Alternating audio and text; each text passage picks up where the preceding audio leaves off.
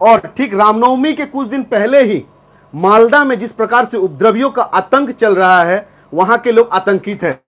हमारे बीच बीजेपी नेता उमेश राय, भैया क्या कहिएगा? एक तरफ माननीय मुख्यमंत्री लंदन चली जाती है, दूसरी तरफ मालदा में हिंदुओं के ऊपर अत्याचार चालू हो जाता है। देखिए, ये कोई पहली बार ऐसा नहीं हुआ है। इसके पहले भी पश्चिम बंगाल में सांप्रदायिक सौहार्द बिगाड़ने का प्रयास पिछले वर्ष भी हम लोगों ने देखा था कि सब कुछ शांति तरीके से चल रहा था। किसी मुसलमान को नवरात्रि दुर्गा पूजा करने से कोई हिंदू किसी एरिया में करे, उससे कोई आपत्ति नहीं है। कब मुहर्रम होगा, कब ईद होगा, इससे किसी हिंदू को भी कोई लेना देना नहीं है। सब लोग मिलजुल के एक जगह रहना चाहते हैं। लेकिन राजनीतिक उद्देश्य से अपने वोट बैंक को सुनिश्चित करने के लिए पिछली बार ईद के समय में भी मुख्यमंत्री ने इसी तरह कहा था और कहा था कि रामनवमी करने वाले लोग उपद्रवी होते हैं, इनके ऊपर नज़र रखना है, ये लोग दंगा कराना चाहते हैं। उनको आगाम इसकी जानकारी हो जाती है। ठीक इसी तरीके से इस बार रमज़ान के महीने में जब मुख्यमंत्री लंदन गई हैं, वहाँ से वो देश का जितना अपमान कर सकती है उन्होंने किया है। लेकिन ठीक इसी बीच मालदा में जिस तरीके से मोथाबाड़ा में ये राजनीतिक उद्देश्य से भी आप कह सकते हैं, जिस तरीके से वहाँ पर सांप्रदायिक हिंसा हुआ है, चुन चुनकर सनातनी हिंदुओं के घरों को, दुकानों को लूटा जा रहा है, जलाया जा रहा है। अंततः केंद्र के हस्तक्षेप करने के बाद बीएसएफ के उतरने पर माहौल कुछ हद तक शांत होता है। क्या राज्य सरकार की जिम्मेवारी नहीं बनती है? क्या राज्य सरकार चाहती है कि रामनवमी के पहले पश्चिम बंगाल का पूरा माहौल बिगाड़ दिया जाए, जिससे मुसलमान डर जाएं, फिर से एक बार मुसलमान एकत्रित होकर टीएमसी को आने वाले चुनाव में वोट दे, भारतीय जनता पार्टी से डराकर, भारतीय जनता पार्टी आएगी तो आपके ऊपर कार्रवाई होगा, ऐसा डराकर जो ममता बनर्जी पश्चिम बंगाल में हिंदू मुसलमानों के बीच जो आग लगाने का काम कर रही हैं, उनको इस बात की जानकारी होनी चाहिए। आग जब लगेगा तो वो भी नहीं बचेंगी, उनका घर भी इसी आग के जद में आएगा। तो भैया रामनवमी के पहले ही ऐसा क्यों? ये जो अभी जो सिचुएशन है मालदा का भैया, ये रामनवमी के पहले ही क्यों? और इस बीच देखा गया है कि कल रामनवमी ट्रस्ट के द्वारा बहुत सारे जो लोग हैं रामनवमी करते हैं, उनके द्वारा एक चिट्ठी दिया गया है पश्चिम बंगाल पुलिस को कि 40 जगहों पे उनको संदेह है कि इसी जगह पे उन्होंने टिप्पणी किया है कि इसी जगह पे झमेला हो सकता है, पथराव हो सकता है। तो आखिर हम लोगों को ऐसा क्यों करना पड़ता है? भारत में रह के हमें अपने त्योहार मनाने के लिए हमें नजरदारी करनी पड़ती है कि इसी जगह पे दंगा होगा, इसी जगह पे पथराव होगा, ऐसा क्यों? देखिए, आज तक क्या आप कभी सुने हैं कि किसी मुस्लिम त्यौहार में, बकरीद हो, ईद हो, कहीं सुने हैं आप कि किसी मुस्लिम त्यौहार में किसी मुस्लिम जुलूस पर किसी ने पत्थर मारा हो, हमला किया हो, उसको जाने से रोका? कभी आप सुने हैं? ये कभी नहीं होता है। लेकिन जब हिंदुओं का त्यौहार आता है तो इस तरह की घटनाएं आम है। हम लोगों ने इसके पहले भी कई बार बताया है, कुछ ऐसे क्षेत्र हैं जिन क्षेत्रों में हमको ऐसा लगता है कि वहाँ पर आशंका होती है कि वहाँ कुछ हो सकता है, तो ये सारी जानकारी तो पुलिस के पास होती है ना। पश्चिम बंगाल के मुख्यमंत्री खुद पुलिस मंत्री हैं, उनके पास में आईबी है, उनको तो सारी बातों की जानकारी होनी चाहिए और उनको बंगाल के लोगों को सुरक्षा मुहैया कराने का, यहाँ पर अच्छे तरीके से लोग अपना पर्व त्यौहार मना सकें। आप हमको बताइए ना, बांग्लादेश में हम दिवाली, होली, दुर्गा पूजा नहीं मना सकते हैं, पाकिस्तान में तो आप सोच भी नहीं सकते। अब भारत में भी रामनवमी मनाने के लिए आपको सुरक्षा की ज़रूरत पड़ेगी। कलकत्ता में कॉलेज में सरस्वती पूजा करने के लिए पुलिस पोस्टिंग करना पड़ेगा। आप कल्पना कर सकते हैं कि आप कहाँ हैं और किस माहौल में यहाँ के हिंदू बहुसंख्यक समाज किस आतंक में, किस भय में जी रहा है। और इसके लिए दोषी कौन है?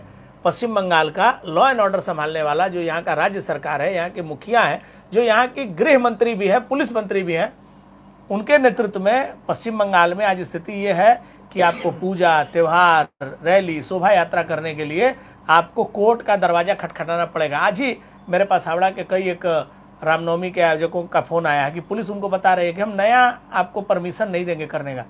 अरे आप कौन होते परमिशन देने वाला? मेरा मन करेगा रामनवमी पर जुलूस निकालने का, शोभा यात्रा निकालने का, आप कौन होते हैं हमको रोकने वाले? कौन आपसे परमिशन मांगता है? आप बताएंगे हमको कि मुहर्रम में कौन सा जुलूस निकलता है जिसको आप परमिशन देते हैं? कौन आपसे परमिशन लेके रेड रोड पर और दुनिया जहान का सारा रास्ता बंद करके आप नमाज पढ़ते हैं? किससे परमिशन लेते हैं? रेड रोड का काम तो पीडब्ल्यूडी भी करवाते हैं, सरकार कराता है। हावड़ा की सड़कों को रोककर, बैरिकेटिंग कराकर, उसको धुलवा कर वहां पर नमाज पढ़ाने का काम आप कराते हैं। और आप नवमी का जुलूस निकालेंगे, शोभा यात्रा निकालेंगे, हमको आपसे परमिशन लेना पड़ेगा। वो जमाना चला गया जब हिंदू घर में बैठ के तमाशा देखता था। हिंदू जागृत हुआ है, हिंदू अपने अधिकार के लिए आगे बढ़कर आवाज उठा रहा है, इसलिए ममता बनर्जी चाह रही है कि रामनवमी के पहले ही इतना माहौल खराब कर दिया जाए कि लोग भय में हो जाए, लोग आतंक में हो जाए और सड़कों पर नहीं निकले। अच्छा भैया, आप एक कॉलेज का बात बोले कि कॉलेज में सरस्वती पूजा करने के लिए हाईकोर्ट का परमिशन लाना पड़ता है। भैया एक तस्वीर सामने आया था कि कॉलेज में इफ्तार पार्टी हो रहा है। मैं आपको बताता हूँ, यही आश्चर्य की बात है। एक जेएनयू है दिल्ली में और कलकत्ता में जेयू है, जादवपुर यूनिवर्सिटी। वो अलगाववादियों का अखाड़ा है, देशद्रोहियों का अखाड़ा बन गया है। वहां सरस्वती पूजा करने के लिए वहां पर तरह तरह की बाधाएं आई, मारपीट हुआ, बवाल हुआ। आप यादवपुर यूनिवर्सिटी में सरस्वती पूजा नहीं कर पाए। योगेश चंद कॉलेज में सरस्वती पूजा करने के लिए हाई कोर्ट से परमिशन लेकर पुलिस के पहरा में सरस्वती पूजा हुआ। आई कार्ड दिखाकर आप भीतर गए, लेकिन यादवपुर यूनिवर्सिटी में खुलेआम तरीके से हजारों हजार की तादाद में लोगों को लेकर अजान पढ़कर वहां पर इफ्तार पार्टी किया गया। ये सेकुलरिज्म है। सेकुलरिज्म का मतलब होता है किसी एक धर्म को तोषण करना और बाकी धर्मों का अपमान करना। ये सेकुलरिज्म है। ये सेकुलरिज्म हम नहीं मानते और ऐसे सेकुलर भारत भी हम नहीं चाहते हैं। भारत एक ऐसा देश है जिस देश में सभी धर्म के लोगों को अपना धर्म आचरण करने का अधिकार है। सबके धर्मों का सम्मान करते हुए आप होली दिवाली नहीं होने देंगे, आप सरस्वती पूजा नहीं होने देंगे और वहीं पर आप इफ्तार पार्टी करेंगे। ये ज्यादा दिन चलने वाला नहीं है। तृणमूल कांग्रेस के सह पर जिस तरीके से यादवपुर यूनिवर्सिटी को देशद्रोही का अड्डा बनाया गया, क्यों नहीं कार्रवाई करती है पुलिस? क्यों नहीं कार्रवाई उन लोगों के खिलाफ करती है जो देश के खिलाफ में नारे लगाते हैं? भैया उस कॉलेज में पत्रकार के ऊपर भी हमला हुआ है। स्वाभाविक है, मैं आपको बताता हूं, वो देशद्रोहियों का अड्डा है। जिस तरीके से पिछले दिनों में जेएनयू में देश के खिलाफ अलगाववादी ताकतों के नारे लगते थे, ठीक उसी तरीके से जेएनयू तो ठंडा हो गया।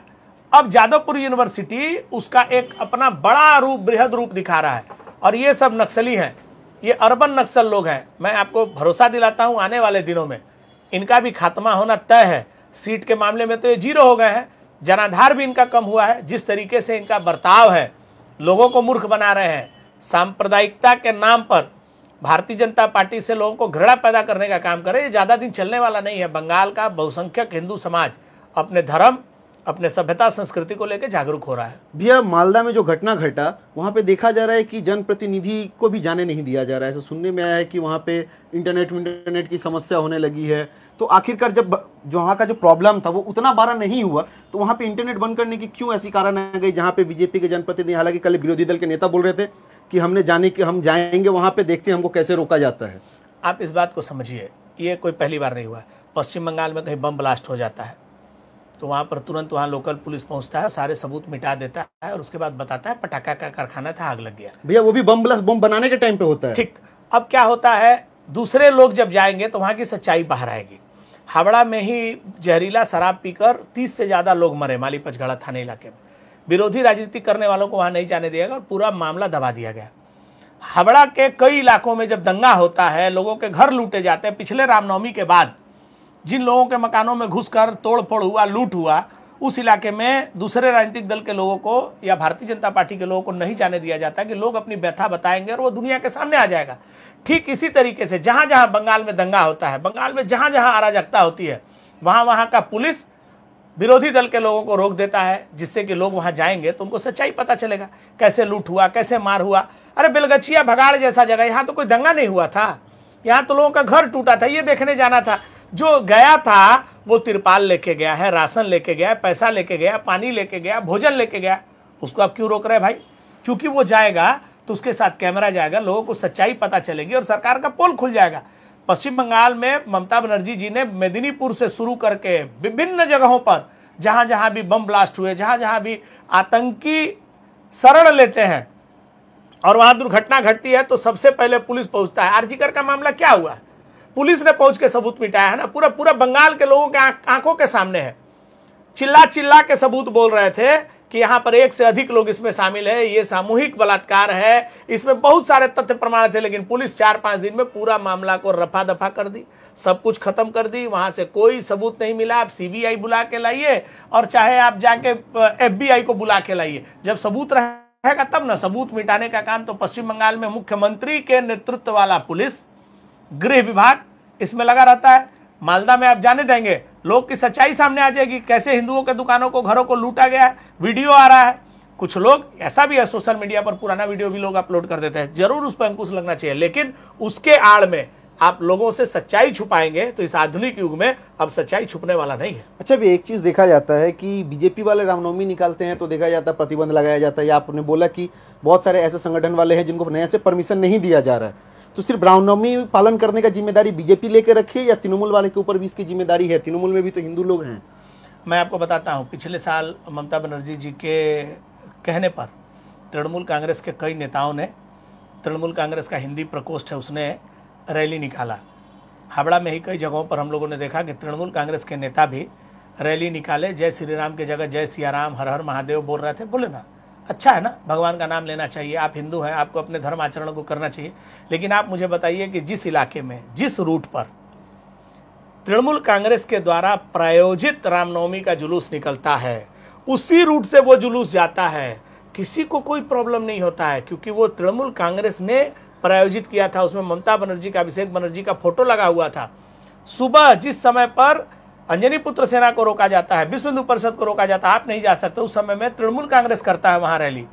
कौन परमिशन दिया था मुझे नहीं पता है, लेकिन शाम को उसी क्षेत्र से जब अंजनी पुत्र सेना का रैली जाता है, जब विश्व हिंदू परिषद का रैली जाता है, तो उस रैली के ऊपर पथराव होते हैं, बवाल होता है, बम गोली चलता है और मामला एनआईए के हाथ में जाता है, जहां से अपराधियों को गिरफ्तार किया जाता है। और ये पूरा का पूरा मामला प्रायोजित मामला था, जिसके कई प्रमाण लोगों के सामने आए। अच्छा, भी आप बोल रहे हैं कि माननीय मुख्यमंत्री के कहने पर तृणमूल नेता के द्वारा रामनवमी का जुलूस निकाला गया आगे साल, और इस साल एक खबर आ रही, एक तृणमूल नेता ही है वो बोल रहे हैं कि रामनवमी আমাদের পর্ব নয়, পশ্চিমবাংলার পর্ব নয় রামনवमी, আমরা কেন করতে যাব?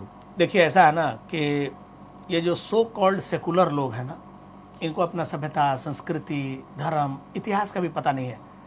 जिस राजनीतिक दल की मुखिया, उस पार्टी की संस्थापक को भारत का इतिहास नहीं पता है, वो जाकर लंदन में अंग्रेजों के सामने जाकर ये बोलती हैं कि आपने 190-95 साल भारत पर राज किया, आपका वो जो गौरवमय गाथा है वो हम सबको याद है, आपने बहुत हेरिटेज बनाए हैं, बहुत अच्छी अच्छी चीज़ें बनाई हैं, आप एक बार फिर आइए अपने हेरिटेज को देखने और हमारे यहाँ आइए, आकर निवेश कीजिए।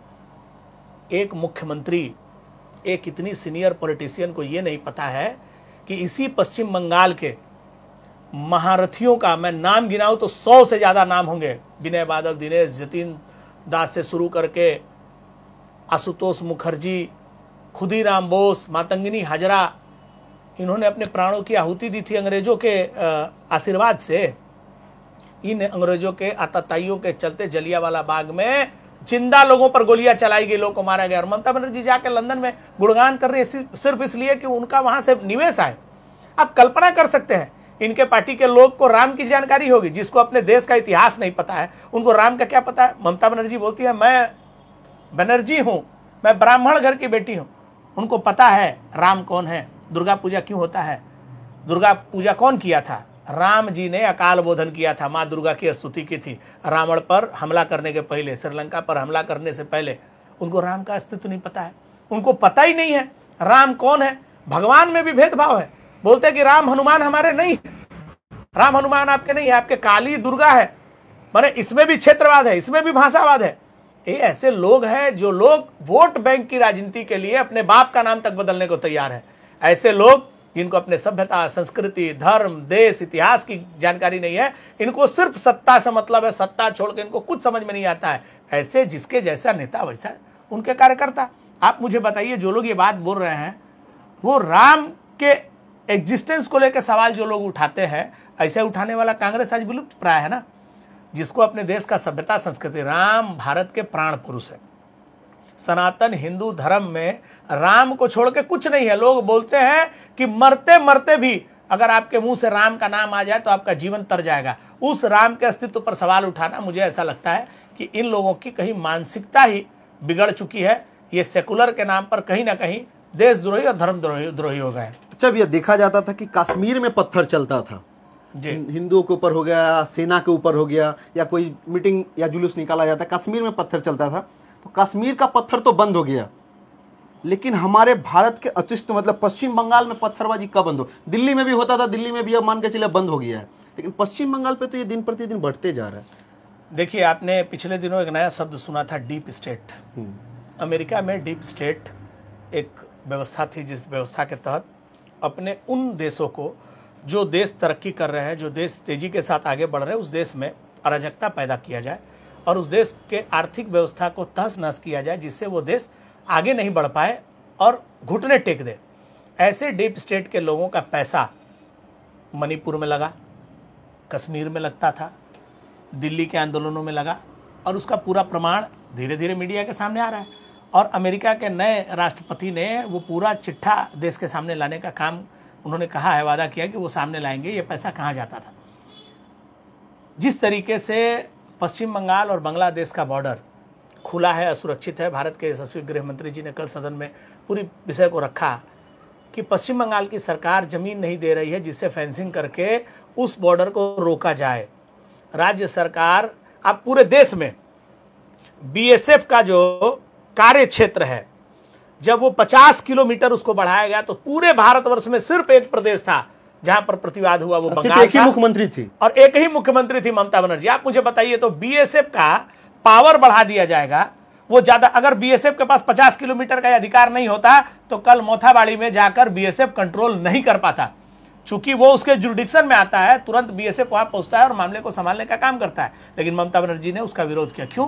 क्योंकि ये घुसपैठ कराना चाहती है। किसी जमाने में ये घुसपैठ के खिलाफ दिल्ली में चिल्ला चिल्ला कर आंदोलन करती थी, आज वो उसी घुसपैठियों के बदौलत यहाँ सत्ता में बना रहना चाहती है। उनको लाती है, उनका आधार कार्ड बनवाती है, उनका वोटर कार्ड बनाती है और उनको अपना वोट बैंक बनाकर यहाँ सत्ता में रहना चाहती है। लेकिन आप मुझे ये बताइए, क्या भारत दुनिया के उन देशों से कुछ शिक्षा नहीं लेगा जिन देशों में घुसपैठिए जाकर उस देश की सबसे बड़ी समस्या बने और इतनी बड़ी समस्या बने कि देश का सत्ता बदल दिए? कब किसी जमाने में जो सेकुलर देश हुआ करते थे वो मुस्लिम कंट्री बन गए।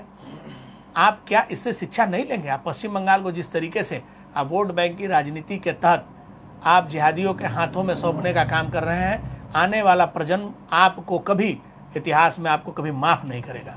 अच्छा भैया, तृणमूल विधायक का एक बयान था 70% और 30%, ये जिस प्रकार से मालदा में हुआ है, कहीं नहीं आपको ऐसा नहीं लगता कि उनके इस टिप्पणी का भी कहीं ना कहीं असर है? ये निश्चित तौर पर, ये तो देखिए, ये तो कई विधायक हैं। हुमायूं कबीर ने साफ साफ बताया था कि हम वोट कैसे जीतते हैं, हमारा परसेंटेज कितना है, और फिरहाद हकीम जी ने तो बता ही दिया कि हमको कितना परसेंट और बढ़ना है, उसके बाद हम लोग तो जिहाद करेंगे और पूरा गजवाए हिंद हो जाएगा। लेकिन मैं आपको ये बताना चाहता हूँ, भारत का बड़ा गौरवशाली इतिहास रहा है। लगभग 200 साल तक राज करने के बाद अंग्रेजों को यहाँ से जाना पड़ा। जब मुगल यहाँ शासन कर रहे थे तो ऐसा लगता था कि अब इस यहाँ कुछ बचा ही नहीं है, यहाँ के सारे लोग खत्म हो गए, सब लोगों ने इस्लाम कबूल कर लिया है, मुगलों के सामने कोई नहीं। आज उनका नाम लेने वाला, दिया जलाने वाला नहीं है। ये सब जो आपको इलीगल जो कुछ लोग हैं जिनको अपना इतिहास नहीं पता है, ये किसके वंशज है, कहाँ से आए हैं, इनके माँ बाप कौन थे, ऐसे लोग बड़ी बड़ी बातें करते हैं। लेकिन आपको एक बात समझना होगा, भारत बहुत मजबूत देश है और सत्य सनातन का देश है। ये सत्य सनातन कभी ख़त्म नहीं हो सकता है। समय आने दीजिए। अगर किसी को 30% पर 28% पर इतना गुमान है तो 70% जिस दिन अपना गुमान दिखाएगा उस दिन 28% कहाँ जाएगा, ये तो इसका जवाब तो सिर्फ ईश्वर ही दे सकते हैं। अरे भैया, तो उन पे केस क्यों नहीं हुआ? हम लोग पत्रकार है, अगर हम लोग से कुछ गलती होता है हम लोग पे एफआईआर दर्ज हो जाता है। विरोधी जो पार्टी करते हैं, राजनीतिक दल से जो जुड़े हुए, उन पे एफआईआर हो जाता है। तो जब सत्ताधारी पार्टी के नेता ऐसे बयानबाजी देते हैं जिससे भड़काऊ वाला काम होता है, भड़कता है समाज, आपस में मतभेद होता है, झगड़ा होता है, तो उन पे केस दर्ज क्यों नहीं होता है? अगर मान लीजिए कि ये बात मुख्यमंत्री की बात हो और उनके मुंह से कहवाने का काम किया गया हो तो कैसे केस होगा? अगर मुख्यमंत्री जो चाहती हैं वही उनके पार्टी के लोग अगर कहते हैं तो मुख्यमंत्री कैसे उनके खिलाफ कार्रवाई करेंगे? हुमायूं कबीर ने तो कहा कि हम हिंदुओं को, हमको मौका मिलेगा, थोड़ा समय मिल जाए तो काट के भागीरथी में बहा देंगे। कार्रवाई हुई क्या उनके खिलाफ? हुमायूं कबीर ने तो कहा मैं कैसे चुनाव जीतता हूँ, जिताता हूँ, कैसे बूथ रैगिंग करता हूँ, कैसे लोगों को दबाता हूँ। उनके खिलाफ कार्रवाई हुआ क्या? फिर आधा कि खुलेआम बात करते हैं गजवाए हिंद की, कब्जा करने का, उर्दू सब लोग बोलेंगे, उनके खिलाफ कार्रवाई नहीं होती। इसलिए कि मुख्यमंत्री चाहती हैं कि ये सब बातें कह के बाजार गर्म रहे, लोगों को भारतीय जनता पार्टी से डराया जाए। सिंगल इशू है, कांग्रेस करने वाले मुसलमान, सीपीएम करने वाले मुसलमान, आईएसएफ करने वाले मुसलमान भी चुनाव के दिन भारतीय जनता पार्टी को रोकने के लिए तृणमूल कांग्रेस को वोट करते हैं। आप अंदाजा लगा सकते हैं कि मुसलमानों के अंदर कितना बड़ा जहर भरा जा रहा है। उनको डराया जाता है भारतीय जनता पार्टी आएगी तो एनआरसी आ जाएगा, सीएए आ जाएगा, आपको दाढ़ी नहीं रखने देगा, टोपी नहीं पहनने देगा, नमाज पढ़ने नहीं देगा, डिटेंशन कैंप में आपको डाल देगा, उसके बाद आपको पानी में जहर मिला के देगा, धीरे धीरे आप मर जाएंगे, पूरा इस्लाम खत्म हो जाएगा। भारतीय जनता पार्टी के पश्चिम बंगाल में पहली बार आएगा क्या? पूरे देश में हम नहीं हैं। देश के अधिकतर मैक्सिमम प्रदेशों में भारतीय जनता पार्टी की सरकार है। कहाँ मुसलमान को जहर देके मार दिए, कहाँ आपको नमाज पढ़ने से रोक दिया है। हाँ, आप उपद्रव करेंगे तो निश्चित तौर पर आपके खिलाफ कार्रवाई होगी। अगर आप आतंकवादी गतिविधि में शामिल होंगे आपके खिलाफ कार्रवाई होगी।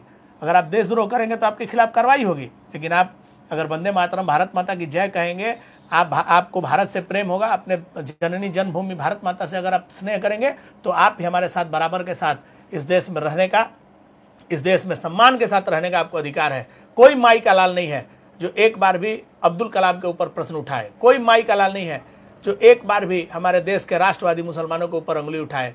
नरेंद्र मोदी जी ने स्पष्ट कहा है कि सबका साथ, सबका विकास, सबका प्रयास ये होना चाहिए ना। आपका प्रयास नहीं होगा तो एक तरफा प्यार कितना दिन तक चलेगा? एक तरफा प्यार कभी नहीं होता है। इस देश के मुसलमानों को भी समझना होगा कि ये देश आपका है। इस देश के सभ्यता संस्कृति का रक्षा करना, उसका सम्मान करना आपका भी कर्तव्य बनता है। आप नमाज पढ़ो ना, किसको प्रॉब्लम है आपके नमाज पढ़ने से?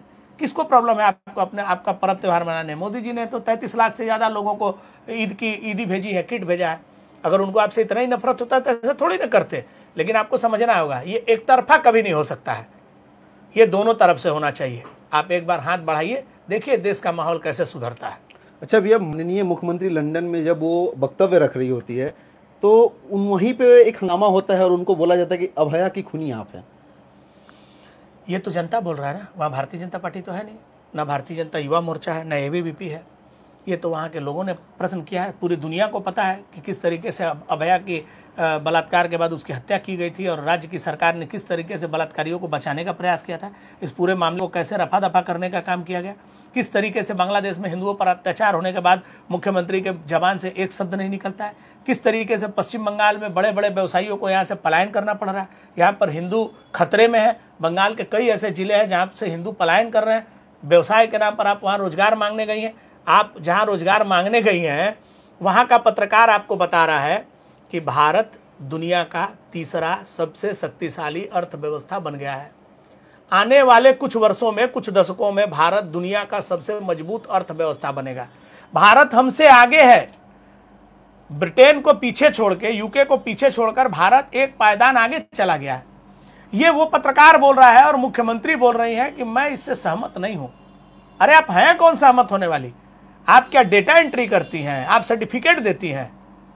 आप सर्टिफिकेट नहीं देती है ना। जनता है, जनता प्रश्न पूछेगा। मुख्यमंत्री ने जिस तरीके से वहाँ के लोगों का, वहाँ के पत्रकारों का, वहाँ के छात्रों का अपमान किया है और विदेश की जमीन पर, वो भी वो देश जिस देश ने भारत पर राज किया, भारत को गुलाम बना के रखा, ऐसे जमीन पर जाकर उन्होंने जिस तरीके से भारत का अपमान करने का काम किया है, ये भारत के लोग कभी माफ नहीं करेंगे।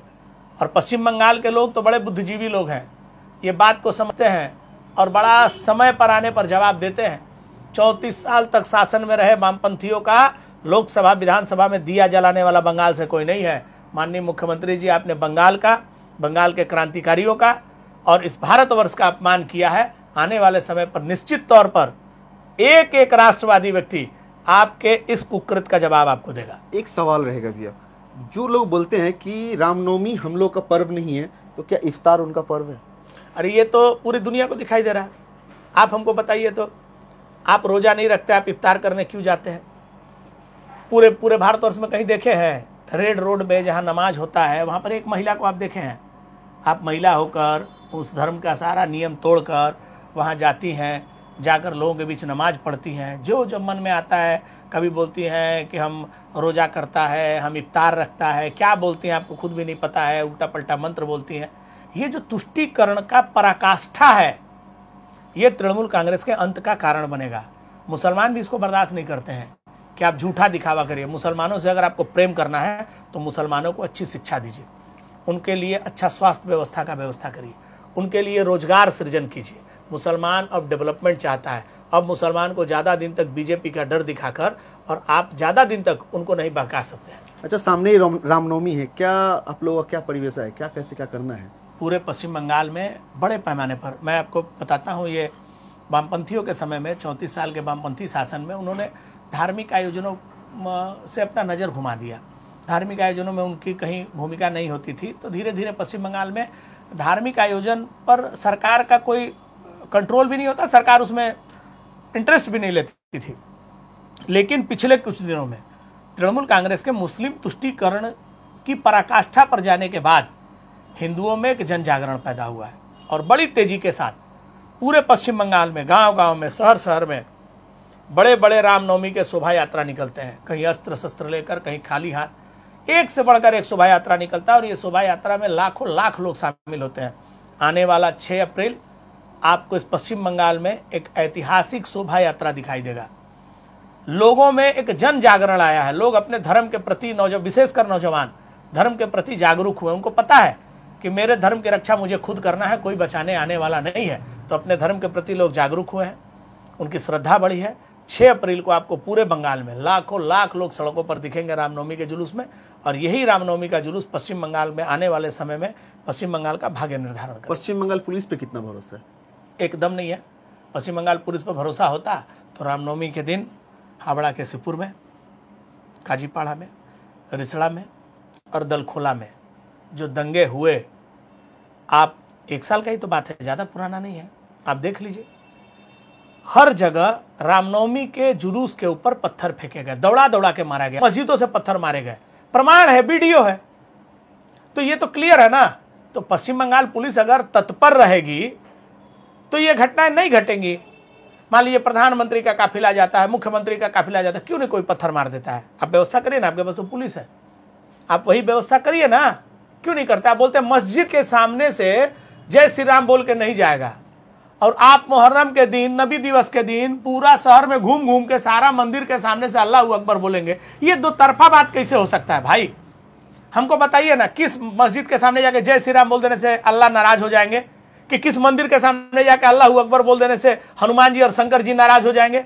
आप ये माहौल तो आप खराब कर रहे हैं। क्यों नहीं मस्जिद के सामने कोई जय श्री राम बोलेगा, और क्यों नहीं आप किसी मंदिर के सामने अल्लाह अकबर बोलेंगे? कौन रोकता है आपको? हमने तो कभी आपत्ति दर्ज नहीं कराई है, फिर आपके पेट में दर्द क्यों होता है? अगर आप चाहते हैं कि सांप्रदायिक सद्भाव बना रहे तो ताली एक हाथ से नहीं बजती है, ताली दोनों हाथ से बजती है। दोनों लोगों को प्रेम के लिए आगे बढ़कर सांप्रदायिक सद्भाव को बना के रखना होगा, तो अच्छे से ईद भी मनेगा, अच्छे से मुहर्रम भी मनेगा, और अच्छे से होली, दिवाली और रामनवमी भी मनेगी। मालदा में जो घटना हुआ उसके लिए बीजेपी तो रास्ते पे उतर ही रही है, प्रोटेस्ट कर रही है। सीपीएम और कांग्रेस का शायद ही ऐसा कोई पोस्ट सामने आया है जिसमें उन लोगों ने प्रतिवाद किया हो, लेकिन इजराइल, फिलिस्तीन, ऐसे जब घटनाएं होती है तो वो लोग ठीक रास्ते पे नारेबाजी करने लगते हैं, सदन में नारेबाजी लगती है। अब बात समझिए, इस पश्चिम बंगाल स्वतंत्र भारत में पश्चिम बंगाल की सत्ता में शुरुआती के 27 वर्षों तक कांग्रेस ने प्रत्यक्ष या अप्रत्यक्ष रूप से शासन किया, और उनको मुसलमानों का पूरा आशीर्वाद मिला। स्थिति ऐसी थी कि कांग्रेस को तो ऐसा लगता था कि मुसलमानों की ही पार्टी है। अब मैं ज़्यादा कुछ बोलूँगा भी बदास्पद हो जाएगा, मरे हुए लोगों के बारे में नहीं बोलना चाहिए। कांग्रेस तो वोट पाने के लिए बेटी का विवाह भी मुसलमान से करने को तैयार किया है, इतना मुस्लिम वोट उनको मिलता था। सीपीएम के लोग 34 साल तक बंगाल में शासन किए, बोलते थे कि ये सेकुलर है, हिंदुओं को बोलते थे माथे पर तिलक नहीं लगा सकते हैं, मंदिर में नहीं जा सकते, मंदिर का उद्घाटन नहीं करेंगे। लेकिन आप हमको एक सीपीएम का नेता बता दीजिए कम्युनिस्ट जो किसी मुसलमान को बोला हो कि आप टोपी पहन के नहीं आ सकते हैं। और हर साल इफ्तारी का आयोजन आप करते थे, लेकिन आप कभी नवरात्रि में आयोजन नहीं किए, आप कभी दुर्गा पूजा के किसी पंडाल का ओपनिंग करने नहीं गए। तो आपने तुष्टीकरण की राजनीति की। तृणमूल कांग्रेस आने के बाद ये तो ऐसा लगता है कि जैसे तृणमूल कांग्रेस नहीं, तृणमूल मुस्लिम कांग्रेस है। ये तो पूरा का पूरा पार्टी ही मुसलमानों को समर्पित है। तो आप मुझे बताइए, आप कांग्रेस और सीपीएम से कैसे उम्मीद? उनका भी तो वोट बैंक मुस्लिम ही है, उनका भी राजनीतिक जो उनका सांस जो चल रहा है ना धीरे धीरे, जिस वेंटिलेटर पर है वो वेंटिलेटर मशीन ही मुस्लिम वोट है। उनको भी मुस्लिम वोट के भरोसे ही वो राजनीति करना है। इसलिए स्वाभाविक रूप से जहां हिंदू मुस्लिम दंगा होगा, जहां हिंदू पीड़ित होगा। आपने बांग्लादेश के विषय पर किसी कांग्रेस के नेता का, किसी सीपीएम के नेता का बयान सुना था क्या? ये कभी नहीं बोलेंगे इनको फिलिस्तीन से मतलब है, इनको इजराइल से मतलब है। बोलते हैं इजराइल को हम मानते ही नहीं है, इजराइल कोई देश है। अरे भैया, वहां का इतिहास आप लिखते हैं, अपना देश का इतिहास आपको पता है। औरंगजेब को बोलते हैं कि पापा है आपका। भैया उनका खुद का तो इतिहास गायब हो गया है। आप मेरा बात समझिए, जहां जहां ये थे वहां से खत्म हो गए। अभी स्थिति ये है ना, इनको अपना खुद का सभ्यता, संस्कृति, कोई बनर्जी है, कोई मुखर्जी है, कोई चटर्जी, उसको अपना जाति, धर्म, सभ्यता, संस्कृति का जानकारी नहीं है। वो बात करता है फिलिस्तीन का, वो बात करता है इजराइल का। इजराइल का इतिहास पढ़ो, तुम ही इजराइल जाते हो, तुमसे क्या मतलब है इजराइल से? तुम अपना सभ्यता संस्कृति, अपना देश के बारे में सोचो ना। अपना देश, सभ्यता, संस्कृति, अपना परिवार, अपना पड़ोस, अपना देश की सुरक्षा का चिंता नहीं है। लेकिन आप बात करते फिलिस्तीन में, लेके झंडा निकल जाओगे। भैया ये फिलिस्तीन, इजराइल के पहले आपको अपना घर देखना है, आपके घर का, अपना देश का सभ्यता संस्कृति के बारे में जानकारी करिए। कैसे आपके देश पर मुगलों ने शासन किया, आपके ऊपर कितने अत्याचार किया, आपके धार्मिक स्थानों को तोड़ा, आपके माँ बहनों के साथ बलात्कार किया, उनको गुलाम बनाकर रखा। अंग्रेजों ने आपके ऊपर कितना अत्याचार किया, आपका कितना शोषण किया। आपको उसकी चिंता नहीं है, आपको चिंता है फिलिस्तीन की। फिलिस्तीन की चिंता करेंगे, आने वाले दिन में आप भी फिलिस्तीन जैसा ही हो जाएंगे। भैया मालदा वाले घटना पे मुख्यमंत्री का अभी तक कोई बयान ऐसा आया नहीं है सुनने को। नहीं, वो तो छोटा मोटा घटना है। मुख्यमंत्री इस सब विषय पे क्या बोलती है? मुख्यमंत्री तो इसी हावड़ा के उलबेड़िया में जब नबी दिवस पर हमला हुआ, हिंदुओं के घरों को लूटा गया, जलाया गया, बम मारा गया, उन्होंने बोला वहाँ तो कुछ हुआ ही नहीं है। और कुछ दिनों के बाद सबका घर बना कर दी, सबको रुपया दी, तो कुछ हुआ ही नहीं था, रुपया देना पड़ा, घर बना के देना पड़ा। उनके लिए देखिए ये सब आम बात है। वो हर विषय को वो अपने आप को इतना चालाक समझती है। उनको लगता है कि हम कुछ भी बोल देंगे, बंगाल का जनता मूर्ख है, हम कुछ भी बोल देंगे, इंग्लिश बोल दे, उर्दू बोल दे, नेपाली बोल दे, जो बोल देंगे, यहाँ का लोग कोई उनको भगवान मानता है। ऐसा नहीं है। बंगाल के लोग उनसे ऊब गए हैं, उनको पता है आपके द्वारा दिया गया 500 1000 रुपया से किसी का भविष्य सुनिश्चित होने वाला नहीं है। एक टाइमिंग आप लोगों को मूर्ख बनाकर, पैसा देकर लोगों का वोट डाइवर्ट करा सकती हैं। लोगों को अपने बच्चे के भविष्य की चिंता है। पश्चिम बंगाल में लोग, अब हिंदू अपने अस्तित्व की लड़ाई लड़ रहा है, उसको अपना भविष्य का चिंता हो गया है। जिस तरीके से आप तुष्टीकरण कर रही हैं, आने वाले दिन में लोगों को पता है बांग्लादेश का हिंदू भाग के भारत आएगा, भारत का हिंदू भाग के कहाँ जाएगा, ये प्रश्न लोगों के मन में है। अच्छा भैया, कुछ दिन पहले ही एक बिजनेस समिट रखी थी मुख्यमंत्री, बहुत बड़े बड़े उद्योगपति आए थे, अभी फिर लंदन में जाकर व्यवसायिक लाने का बात करिए। तो पश्चिम बंगाल में इतना बिजनेस आ जाएगा, तब तो फिर दूसरा राज्य से लोगों को आना होगा यहाँ रोजगार करने। यहाँ के लोगों के लिए तो बहुत रोजगार मिल जाएगा। तब पिछले 14 साल से पश्चिम बंगाल में तृणमूल कांग्रेस की सरकार है। ये सरकार जब बनी थी, जिस नींव पर बनी थी, वो नींव था टाटा को बंगाल से विदाई देना, यहाँ से भगा दिया गया। जो शिल्प का विरोधी है, टाटा का मतलब समझते हैं, इस पूरे भारतवर्ष में एक ऐसा संस्थान, एक ऐसी कंपनी जिसका टारगेट होता है राष्ट्र सेवा, देश सेवा। अब बढ़िया से बहुत बिजनेसमैन, आपने बहुत लोगों का नाम सुना, मैं किसी का नाम बोलना नहीं चाहता। टाटा एक ऐसी कंपनी है जो जितना पैसा कमाती है उसका एक बड़ा हिस्सा राष्ट्र हित में, देश हित में, समाज के लिए खर्च करती है। वैसे टाटा को ये सिर्फ अपना सत्ता पाने के लिए आंदोलन के आग में झोंककर उसको बंगाल से विदाई किया। कट मनी और सिंडिकेट पश्चिम बंगाल की राजनीति की पहचान बन गई है। यहाँ से बड़े बड़े व्यवसायी पलायन कर रहे हैं। यहाँ सिक्योरिटी नहीं है, यहाँ पर हंगामा है। एक नेता को पैसा देने से काम चलने वाला नहीं। एक को देंगे दूसरा आ जाएगा, लाइन लगा के, जैसे ट्रेन में भिखारी एक को पैसा देने से 12 खड़े होते हैं, वैसे पश्चिम बंगाल में एक नेता को पैसा देंगे, 13 नेता पीछे से खड़े हो जाएंगे पैसा मांगने के लिए। ऐसे में यहाँ पर व्यवसायी अपने आप को असुरक्षित महसूस कर रहे हैं।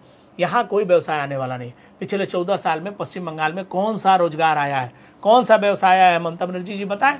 मजा का बात यह है, मुख्यमंत्री रोजगार लाने सिंगापुर जाती हैं और वहाँ रोजगार देने का बात कौन बोलता है? मुख्यमंत्री के घर के बगल में रहने वाला सौरभ गांगुली।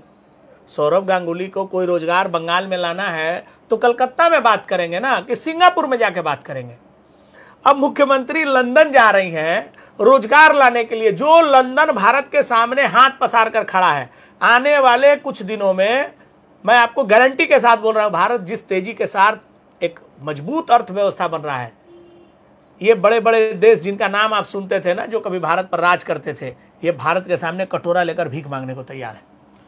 चलिए, लेकिन मुख्यमंत्री को ये समझ में नहीं आता है कि उनको कहाँ जाना चाहिए।